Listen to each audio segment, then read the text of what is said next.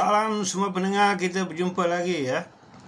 Baik, pada posting saya sebelum ini, saya ada terangkan ya, kesan-kesan positif sekiranya anda membuat keputusan untuk memberi kemudahan jualan kredit kepada pelanggan anda. Pada posting kali ini pula, saya akan terangkan apakah kesan-kesan negatif pula ya dalam pemberian kemudahan kredit ini.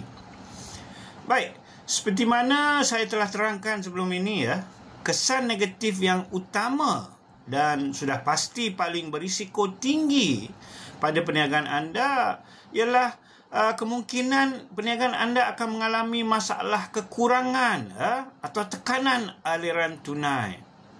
Jadi kenapa perkara ini boleh berlaku? Ya, kerana walaupun jualan anda telah meningkat mungkin 2 atau 3 kali ganda dari sebelum ini, namun anda kena faham ya, jualan ini hanya di atas kertas sahaja. Pelanggan anda masih belum buat bayaran lagi.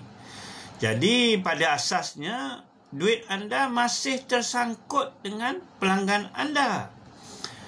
Dan bila anda periksa baki akaun bank anda, memang baki tak akan cukup lah ya. Bukan sahaja tak cukup nak bayar perbelanjaan operasi harian perniagaan kamu, seperti sewa dan gaji. Anda juga mungkin akan terlepas peluang ya nak kembangkan perniagaan. Ini disebabkan duit anda yang masih belum dibayar. Ini pada saya adalah satu masalah yang berkaitan dengan masa atau timing. Timing dia tak jive. Dan masalah ini boleh menjadi satu masalah yang sangat serius, sehingga kan boleh menjadi punca utama perniagaan anda gulung tikar. Kesan negatif seterusnya ialah anda mungkin akan mengalami peningkatan kos ya pada perniagaan anda. Kos apa anda tanya saya? Ya, kos untuk mengurus hutang-hutang pelanggan anda. Ya, macam contoh industri perbankan lah ya. Kos nak uruskan dia punya peminjam-peminjam dia sangat tinggi.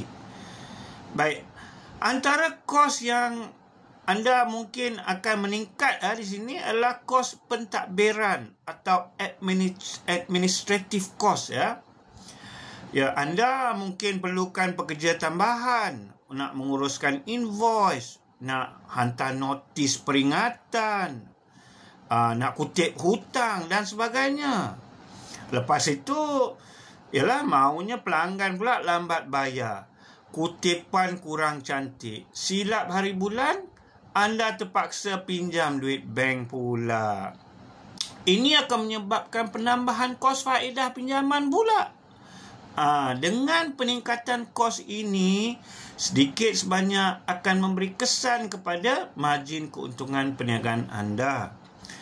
Dan sekiranya pengurusan kutipan hutang anda tidak cekap, apa lagi pula akan berlaku? Anda akan menghadapi masalah yang lebih berat, yang lebih teruk pada saya, itu masalah hutang lapuk atau yang hutang tak dibayar langsung. Dan apabila ini berlaku, anda bukan sahaja kehilangan jualan, anda terpaksa juga menanggung semua kos-kos berkaitan dengan jualan tersebut ya, seperti kos bahan mentah, kos pekerja-pekerja anda, kos operasi dan sebagainya.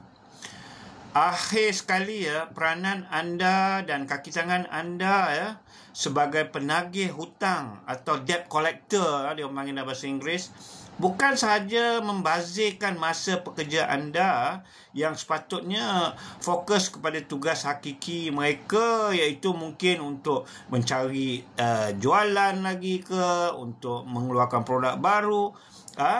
Ia juga mampu merosakkan hubungan baik anda serta kepercayaan yang telah dibina dengan pelanggan-pelanggan anda. Lantas, situasi ini boleh mewujudkan persekitaran kerja yang sangat tertekan atau stressful lah dalam bahasa Inggeris ya, bagi semua pihak yang terlibat. Jadi, itu adalah sedikit sebanyak kesan-kesan negatif dari pemberian jualan secara kredit ya. Baik, sampai di sini sahaja ya perkongsian saya hari ini.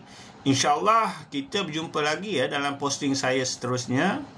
Diharap para pendengar dapat memberi support supaya channel ini dapat memberi manfaat kepada kita semua. Sekian, terima kasih, jumpa lagi.